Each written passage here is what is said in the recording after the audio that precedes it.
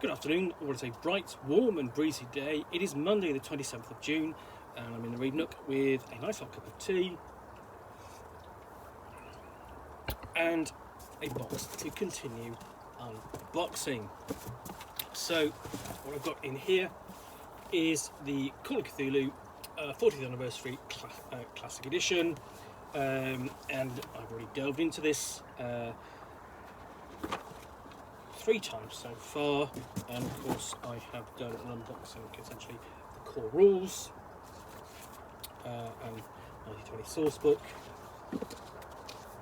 followed by Shadows of Yog-Sothoth campaign and the Cthulhu companion, the first Cthulhu companion, and the next thing underneath that is Asylum and Other Tales, which is the first anthology of scenarios for Call of Cthulhu from Chaosium.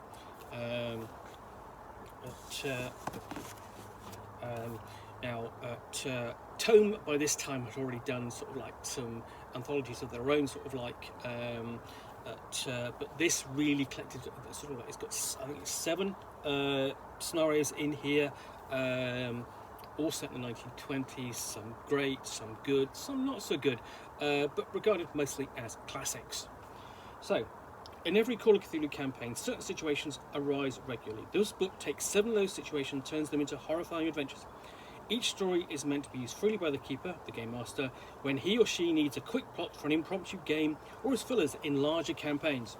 Investigators' information, keeper's background and suggestions for use are provided for each episode.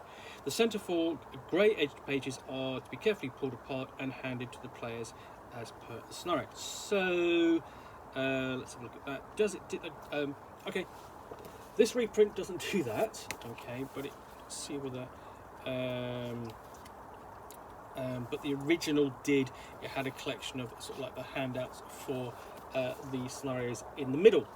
Okay, so the first one we have is we've got a solid introduction to all 4 scenarios, explaining what they are.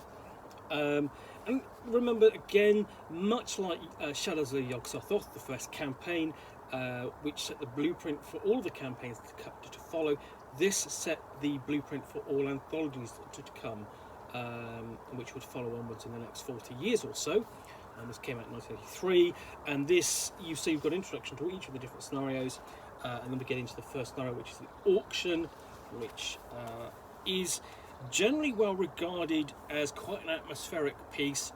It takes place in Vienna, in Austria, and the investigators go to the House of Augsburg to bid on various items, and you've got a huge list of various items which they can bid on, some related to the mythos, some of occult significance, others just junk. Most famously, you have you've got like a hand of glory, a human skull, a strange sword, and the riveted brass head. Here we go, famously illustrated here, which would actually, as a means to communicate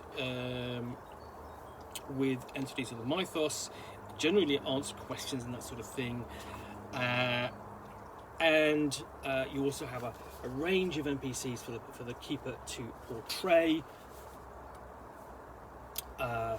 and you have a bidding guidelines and so on, and then of course what you have is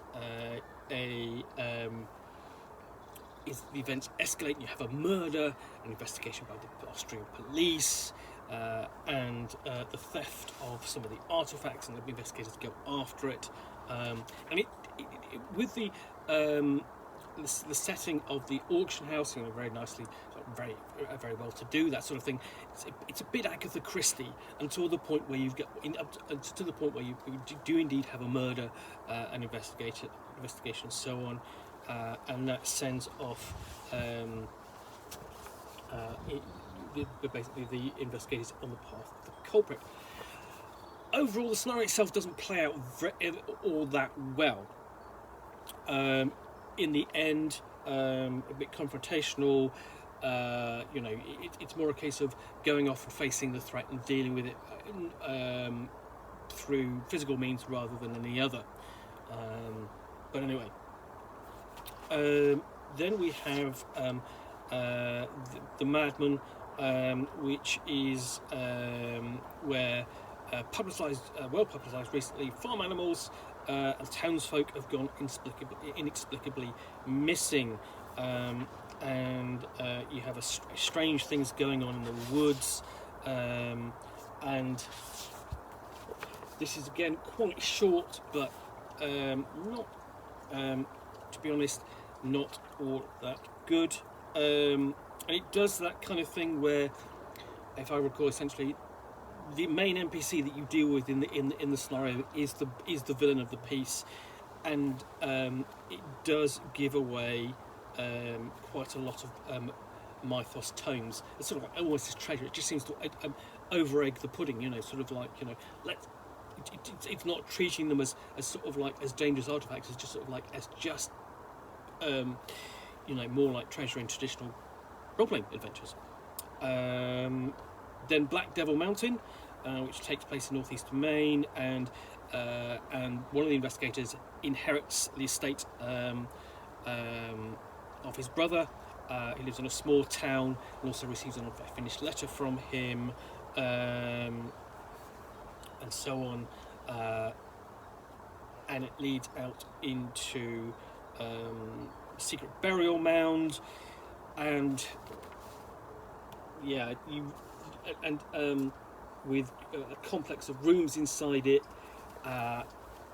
and this one, honestly, just where you have too many mythos tomes in the Madman, you have too many mythos creatures in this one. You have so many mythos creatures sort of like packed into this one small space, on a seemingly random basis. It's not a particularly good scenario by any means. It's almost treating like the mound as sort of like as sort of like a dungeoneering scenario.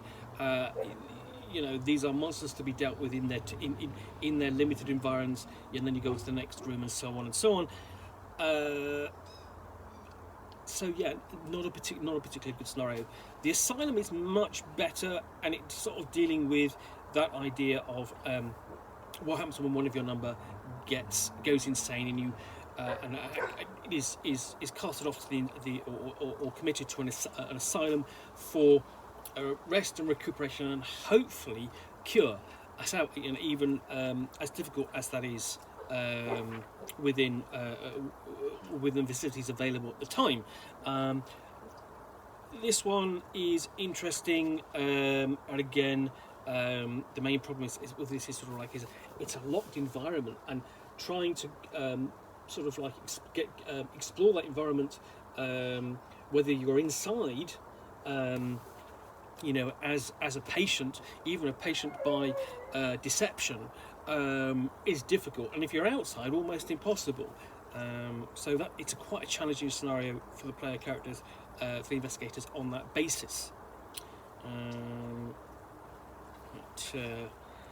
And then another classic, the Mauritania, which is an easy one to slip into a lot of the global campaigns, because it is set aboard the Mauritania, one of the great passenger liners, which travelled back and forth across the Atlantic during the period, and you would think that the investigators get a better time for a rest and recuperation, but oh no, there's a lot going on board this ship.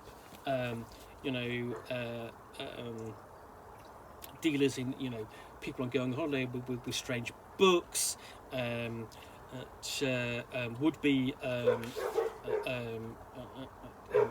would-be basically rebels, basically wanting to restore the Russian monarchy, and Bolshevik assassins against them, and a serial killer and cultists deep down below the decks and so on.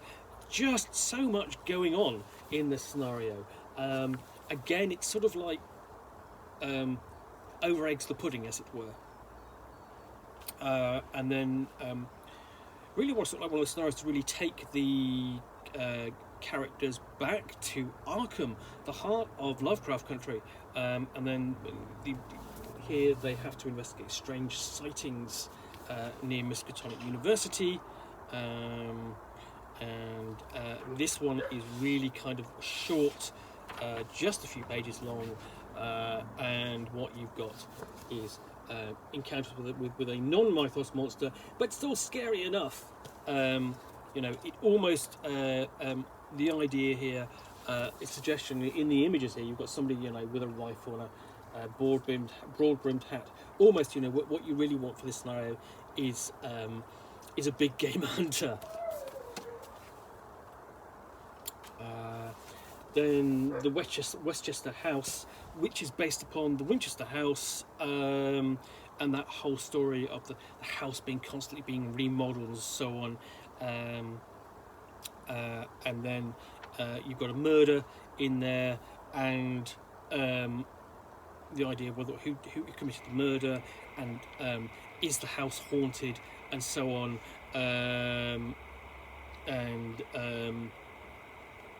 It's essentially based upon events in real life, not necessarily the murder, but essentially the mystery around the house and the like. You don't get a full plan of the house, only a section of it, which is a little bit disappointing.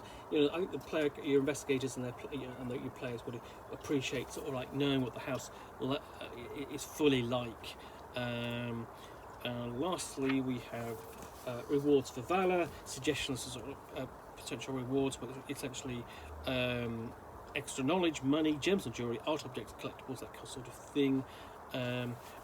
Map of Arkham, and then to accompany the earlier scenarios, you've got Austria and Maine.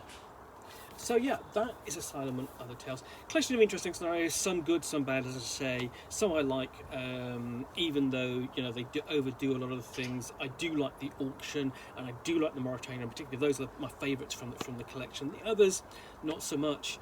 Certainly, the you know, Black Devil Mountain and the Madman are not as good, in my opinion. But otherwise, an interesting, solid collection from the very early days of Call of Cthulhu, and hopefully some of these may well get revisited and updated for a more modern, more modern Call of Cthulhu 7th edition. In the meantime, if you have enjoyed this unboxing in the Nook, then please do click on the like button down below, and of course, you've got any comments or feedback, I appreciate you taking the time to post those. And lastly, if you want to be alerted to yet more unboxings in the Nook, where you will see me out here with a box and a book, which I will, you know, unbox and chat about to the best extent of my knowledge for roughly 10 minutes or so, all of course accompanied by a nice hot cup of tea.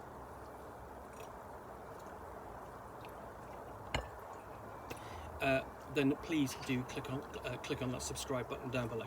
In the meantime, thanks again for watching, and I'll be back again soon with another unboxing in the Nook. Bye for now.